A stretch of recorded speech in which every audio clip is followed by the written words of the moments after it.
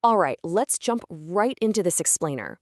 We're looking at the story of a boy who literally changed music forever, only to be totally consumed by the very machine that crowned him king.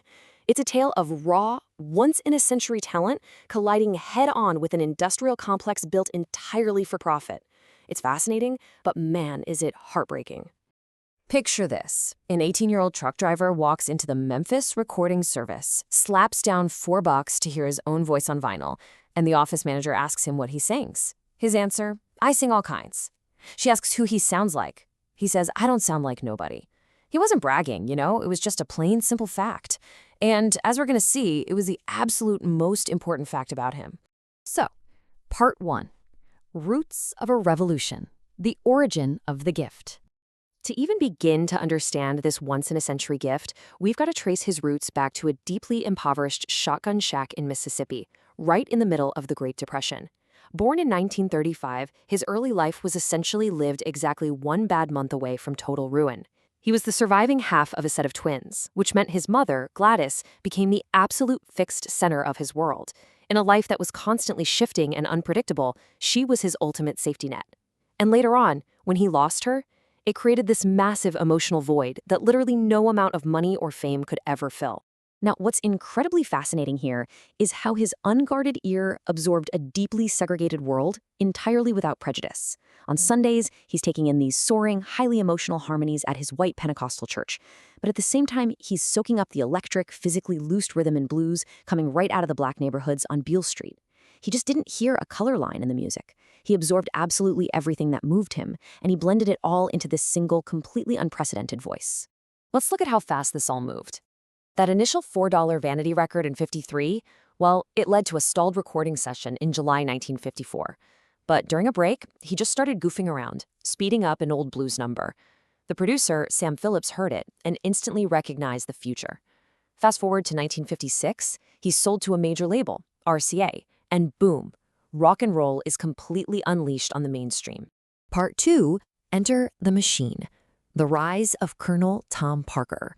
Here's the thing. Whenever a musical gift this insanely powerful pops up, a commercial machine is inevitably going to form right around it to extract its value.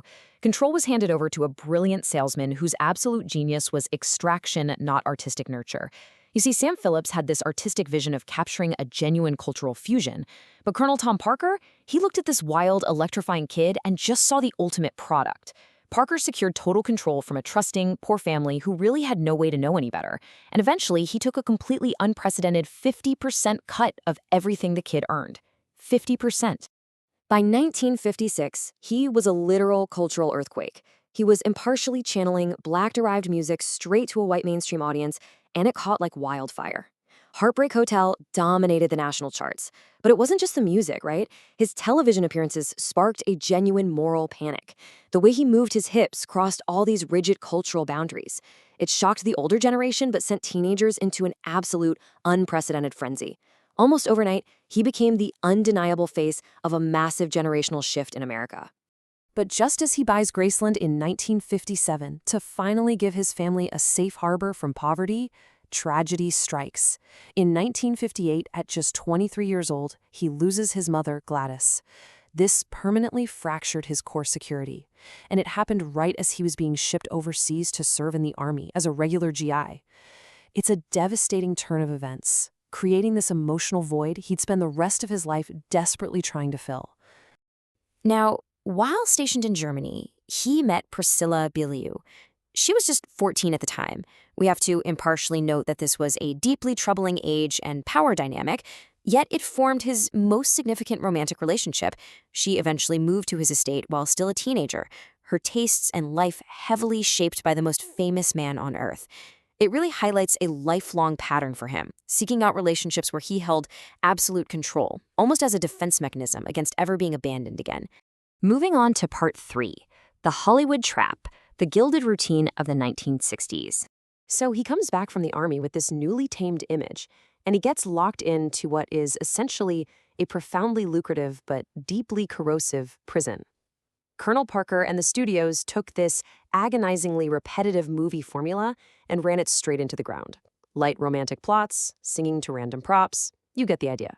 The crazy part? He actually wanted to be a serious actor. But serious roles carry financial risk, and zero artistic risk was tolerated here. Instead, he was contractually forced to churn out up to 3 formulaic feature films a year, playing singing race car drivers and lifeguards. It meant immense guaranteed financial return, sure, but he traded away the artist's prime years. It's a really tragic juxtaposition when you look at it. Just compare the two realities.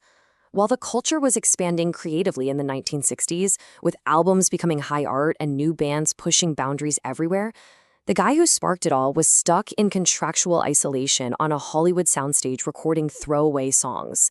The founder of rock and roll was forced into this gilded, deadening routine, completely sidelined by the very success he had built. Part 4. The Leather Comeback. The Rebellion of the Gift. So, it begs the question, how exactly does an artist reclaim himself? By the late 60s, he was dangerously close to being written off as just a nostalgic joke by the new rock establishment. But right when you'd count him out, the artist inside that machine finally fought back. Colonel Parker had the safe, cozy Christmas TV special planned out, but for once, his client said no. He rejected the safe plans because he wanted to show the world what he could actually do. And prove it he did. Picture the '68 special. It's raw, it's stripped down. He's in head-to-toe black leather, sitting in a tight circle with his old bandmates in front of a small crowd, whisking absolutely everything. And man, the sheer electricity of it, stripped of all that Hollywood machinery, the smothered gift, was finally allowed to breathe again. He proved without a doubt that he was still one of the greatest performers on the planet. As the saying goes, the boy had become an artist. Following that special, he went right back to the studio in his hometown and laid down these mature, deeply soulful Memphis recordings. He was blending country, pop, and soul like never before, proving he was a masterful artist operating at the absolute height of his powers. He wasn't a wild kid anymore. He was the real deal. Which brings us to Part 5, The Vegas Cage, The Anatomy of a Fall.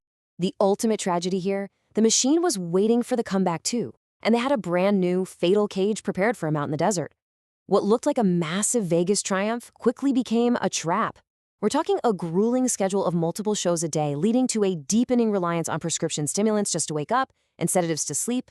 And he was totally insulated by a yes-men entourage known as the Memphis Mafia. Because they were completely financially dependent on him, nobody ever dared to intervene, leaving him in extreme emotional and physical isolation. It creates what we can call the jumpsuit paradox. Back in '69, those high-collared jumpsuits began as this bold, confident uniform of a king conquering the world. But as the relentless routine ground him down, those same heavy, jeweled capes morphed into something else entirely. They became a tragic visual shorthand. It looked like the heavy armor of a man just desperately trying to hold himself together, right in front of us. So the crucial point is this brutal split between the public spectacle and the private reality. In 1973, you have the Aloha from Hawaii satellite broadcast beaming a literal rock god to a massive percentage of the entire planet. But privately, behind closed doors, his marriage was ending, his health was failing, and his dependency on prescription medication, authorized by doctors, was spiraling completely out of control. He was falling apart right as the whole world was watching him shine. 4.5. That's it. This stark number represents a truly cruel arithmetic. It was just 4.5 years that separated his absolute global peak during that Hawaii broadcast from his tragic death. It wasn't one sudden fall, you know? It was this slow, daily drain caused by a system that needed him to just keep performing, no matter the cost. He died at just 42 years old on August 16th, 1977. And he didn't die in retirement, enjoying his legacy. He died in harness, literally preparing to be pushed right back out onto the touring stage in a matter of days. The machine ran him right up to the very end, working him to death inside a system that prioritized the asset way over the human being. The machine built his immortality, sure, but did it really have to destroy the man to leave only the legend? It's a haunting question to wrap up this explainer on, isn't it? It leaves us wondering about the terrible personal price of capturing a true generational genius. Thanks so much for joining me to break down this incredible, tragic life. And as always, keep asking the hard questions about the stories you think you know.